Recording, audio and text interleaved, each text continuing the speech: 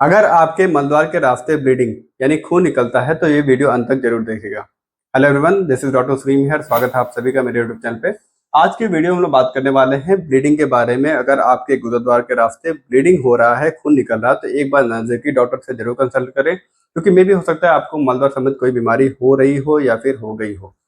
क्योंकि होता क्या है, जब भी मलद्वार के रास्ते ब्लीडिंग होता है, हमारे पास पेशेंट आते हैं तो जब कंप्लेन करते हैं कि डॉक्टर साहब मेरे गुरुद्वार के रास्ते या मलद्वार के रास्ते ब्लीडिंग हो रही है, तो हम लोग मेनली 4 चीज़ें ज़्यादा पूछते हैं, उनसे पूछते हैं, ताकि कई सारी चीज़ों के बारे में इससे आइडिया लग जाता है। सबसे पहला पॉइंट उनसे अपने मरीजों से पूछते हैं, सबसे पहला पॉइंट जो है वो है कलर। यानी जो ब्लीडिंग हो रही है, जो खून निकल रहा है, उसका कलर कैसा है। दूसरा, उसकी कंसिस्टेंसी कैसी है, यानी बिल्कुल तेज ब्लीडिंग हो रही है, बहुत धार के साथ हो रही है, या फिर ड्रॉप बाय ड्रॉप हो रही है। तीसरा जो पूछते हैं वो है अमाउंट, यानी कितनी मात्रा में जो खून निकल रहा है गुरुद्वार के रास्ते आपके, कितने मात्रा में निकल रहा है, थोड़ा थोड़ा निकल रहा है कि बहुत ज्यादा निकल रहा है। और चौथा, दर्द यानी पेन, क्योंकि गुरुद्वार के रास्ते दर्द होता है तो अलग बीमारी होती है, और अगर पेनलेस ब्लीडिंग होती है तो अलग बीमारी होती है। डिस्कस करने वाले हैं आज हम लोग इसी के बारे में। सबसे पहले बात करेंगे कलर के बारे में। अगर कलर से कई सारी चीज़ों के बारे में आइडिया लग जाता है। सबसे पहले हम लोग मरीज से यही पूछते हैं, जो कलर जो ब्लीडिंग के दौरान जब आप मलत्याग कर रहे थे या फिर मलत्याग करने के दौरान जो ब्लड निकला है वो कैसा निकला है। सामान्यतः देखा जाता है 3 कलर के ब्लड देखने को मिलते हैं, या फिर ब्राइट रेड, या फिर डार्क रेड, या फिर ब्लैकिश कलर में।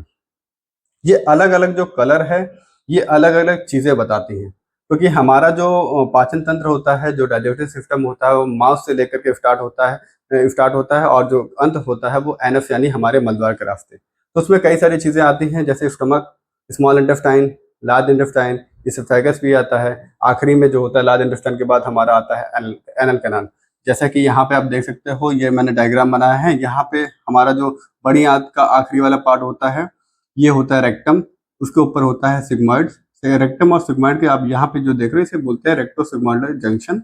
और ये हमारा लगभग 4 सेंटीमीटर का, लगभग 4 सेंटीमीटर का एनल कैनाल होता है। एनल कैनाल के आसपास जो होती हैं कुछ स्पिंटर मसल्स होती हैं। जैसे आप देख सकते हो, ये बाहर की तरफ एक्सटर्नल स्पिंटर, ये बाहर एक्सटर्नल स्पिंटर है।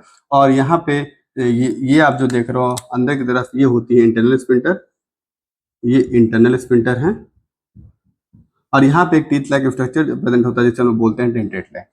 तो लगभग 4 सेंटीमीटर का हमारा एनल कैनाल होता है, रेक्टम होता है उसके ऊपर की तरफ, और धीरे धीरे बड़ी आंत के पार्ट होते हैं, फिर स्मॉल इंटेस्टाइन होता है। ऐसे करके हमारा पूरा डाइजेस्टिव सिस्टम होता है। तो अगर ब्लीडिंग ब्राइट रेड कलर का हो रहा है, क्योंकि ब्राइट रेड कलर का ब्लीडिंग हो रहा है, तो मे भी हो सकता है ब्लीडिंग हमारे एनल कैनाल से हो रहा हो, या फिर हमारे रेक्टम से हो रहा है, या फिर यहाँ पे सिग्मॉइड, रेक्टम सिग्मॉइड के पास यहाँ से ब्लीडिंग हो रहा है। कि ब्राइट रेड कलर का अगर ब्लीडिंग हो रहा है, तो सामान्यतः देखा जाता है, हम लोग अपने मरीजों में जब भी पूछते हैं, तो अगर ब्राइट रेड कलर का होता है तो कुछ बीमारियां ऐसी होती है जिसमें बिल्कुल ताजा फ्रेश, बिल्कुल रेड कलर का, जैसे कुछ कट जाता है वैसा ब्लड निकलता है। तो ये कुछ बीमारियां होती है, जैसे पाइल्स। सामान्यतः सबसे ज्यादा कॉमनली जो पाइल्स का सिम्टम ही बताया गया है वो है ब्लीडिंग। तो देखा जाता है बिल्कुल ब्राइट रेड कलर का जो ब्लीडिंग देखने को मिलता है वो पाइल्स से। और दूसरा फिशर में देखने को मिलता है, प्रोक्टाइटिस में देखने को मिलता है। इसमें प्रोक्टाइटिस में क्या होता है, गुरुद्वार पे ढेर सारे कट लग जाते हैं, और पॉलिप के केस में देखने को मिलता है।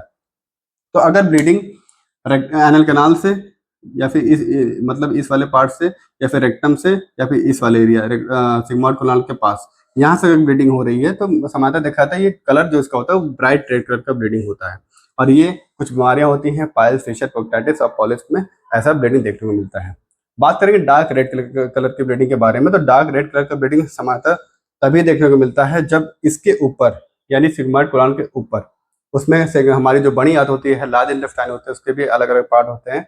Ascending colon, transverse, descending colon, ऐसे से कई सारे पार्ट होते हैं। अगर डार्क रेड कलर का ब्लीडिंग हो रहा है, तो इसका मतलब कि हमारी बड़ी आंत से या फिर स्मॉल इंटेस्टाइन से भी हो सकता है ब्लीडिंग हो। क्योंकि कुछ बीमारियां ऐसी होती हैं, जैसे अल्सरेटिव कोलाइटिस, बहुत ही कॉमनली अल्सरेटिव कोलाइटिस में, क्रॉन्स में, डायबिटिकुलोसिस में, ये कुछ बीमारियां होती है जिसमें जो ब्लड निकलता है, जो खून निकलता है, वो डार्क रेड कलर का निकलता है।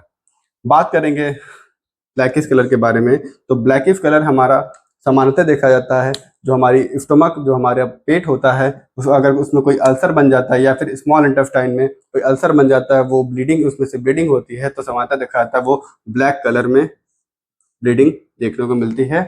तो ये ब्राइट रेड कलर का अगर रेक्टम या फिर एनल कनाल या फिर सिग्मोइड कोलन के आसपास अगर कोई ब्लीडिंग मतलब कोई पैथोजेनेसिस हो रही है, कोई बीमारी हो रही है, जैसे जैसे सामान्य देखा था पाइल्स में जो ब्लीडिंग होती है वो रेक्टम पाइल्स क्योंकि बनता भी है डेंटेड लाइन के ऊपर और डेंटेड लाइन के नीचे भी बनता है। तो अगर इसमें ब्लीडिंग होती है तो ब्राइट रेड कलर की देखने को मिलती है, डार्क रेड कलर में अल्सरेटिव क्रॉन्स डायवर्टिकुलाइटिस में, और ब्लैक में कोई जनरली जो ब्लैक कलर में स्टूल जो देखने को मिलता है वो अंदर से कोई ब्लीडिंग हो रही हो सकता है स्टमक से हो रही हो या फिर स्मॉल इंटेस्टाइन से हो रही हो। तो ये हम लोग कलर के बारे में हम लोग ने बात कर लिया। अब हम लोग बात करेंगे कंसिस्टेंसी के बारे में, यानी जो खून निकल रहा है उसकी विस्कोसिटी क्या है, कैसे उसकी थिकनेस क्या है, कैसी है। कभी कभी देखा जाता है पेशेंट कंप्लेन करते हैं डॉक्टर साहब जब मैं मल त्याग करता हूँ या फिर मल त्याग करने के दौरान बिल्कुल पिचकारी के धार की तरह खून निकलता है, क्योंकि पिचकारी के धार की तरह खून एक ही बीमारी में देखने को मिलता है मलद्वार संबंधी बीमारी में, वो है हेमराइड्स जिसे पाइल्स कहते हैं। तो पाइल्स में जो है बिल्कुल पिचकारी के धार की तरह खून निकलता है। वही कुछ लोग कंप्लेन करते हैं डॉक्टर साहब मुझे जो मल निकलता है जो स्टूल होता है उसके साथ लाइनिंग के रूप में आता है, जो ब्लीडिंग होती है वो लाइनिंग के रूप में आता है, कभी कभी स्टूल के साथ लगा हुआ आता है, कभी कभी ड्रॉप बाय ड्रॉप देखने को मिलता है। तो मिक्स्ड स्टूल देखा जाता है ये यानी जो ब्लड होता है मल के साथ मिक्स आता है, ये जनरली फिशर के केस में देखा जाता है। और फिशर में जब फ्रेश कट होता है, एक्यूट फिशर की कंडीशन होती है, जब ताजा कोई घाव लगता है तो उसमें जो खून निकलता है वो भी ड्रॉप बाय ड्रॉप बूंद बूंद खून निकलता है। तो कंसिस्टेंसी भी बहुत इंपॉर्टेंट रोल प्ले करती है डायग्नोसिस को कंफर्म करने के लिए। बात करेंगे तीसरा जो है वो है अमाउंट, यानी जो खून निकला है कितने अमाउंट में निकला है, क्योंकि खून का अमाउंट यानी मात्रा देखा जाता है हेमराइड्स में जो पाइल्स होते हैं उसमें जो खून ब्लीडिंग होती है उसके अमाउंट ज्यादा होता है। क्योंकि होता क्या है, हेमराइड्स जब व्यक्ति को लेटर सपोज इस डायग्राम हम लोग समझेंगे, मान लीजिए किसी को ये हेमराइड्स बना हुआ है, ये पाइल्स बना हुआ है, और व्यक्ति के होता क्या है जब व्यक्ति को हार्ड स्टूल कॉन्स्टिपेशन की समस्या होती है तो जब स्टूल हमारे मलद्वार के रास्ते से आता है तो ये पाइल मास को इसको ठोकर मारता है, पाइल मास को ठोकर मारता है। इसके कारण क्या होता है, यहाँ जो लेयर होता है ये यहाँ पे ब्लीड कर जाती है, और पाइल्स में जो ब्लीडिंग होती है वो सुपीरियर हेमराइडल आर्टरी और मिडिल रेक्टल आर्टरी ये सारे एक तरह से नसों का गुच्छा प्रेजेंट होता है। मेनली आर्टरी से सुपीरियर हेमराइडल आर्टरी से ब्लीडिंग होती है, इसलिए इसमें जो ब्लीडिंग होती है बहुत ही तेजी से होती है बिल्कुल धार की तरह। तो अगर मात्रा पेशेंट कंप्लेन कोई मरीज बताता है कि बहुत ज्यादा ब्लीडिंग होती है, बहुत तेजी से ब्लीडिंग होती है, तो मे भी हो सकता है उसको हेमराइड्स हो। और अगर ड्रॉप बाय ड्रॉप यानी थोड़ा थोड़ा ब्लीडिंग हो रही हो, अमाउंट में मात्रा की बात करें, अगर थोड़ा थोड़ा ब्लीडिंग हो या फिर कभी कदार हो जाए, या फिर हार्ड स्टूल के दौरान कभी कभी पेशेंट ये भी कंप्लेन करते हैं सामान्यतः ब्लीडिंग नहीं होती है, लेकिन जब लैटरिंग हमारा हार्ड होता है, स्टूल हार्ड होता है तभी ब्लीडिंग होती है। तो मे भी हो सकता है उसके वजह से, फिशर की वजह से हो सकता है, मे भी और भी कोई पैथोजेनेसिस हो सकती है। बात करेंगे लास्ट जो है वो है पेन यानी दर्द। जी हाँ, दर्द, क्योंकि ब्लीडिंग जब होती है तो पेशेंट कुछ कंप्लेन करते हैं डॉक्टर साहब मुझे दर्द तो नहीं होता लेकिन ब्लीडिंग होती है, और कुछ लोग बोलते हैं मुझे बहुत ही ज्यादा दर्द और जलन के साथ ब्लीडिंग होती है।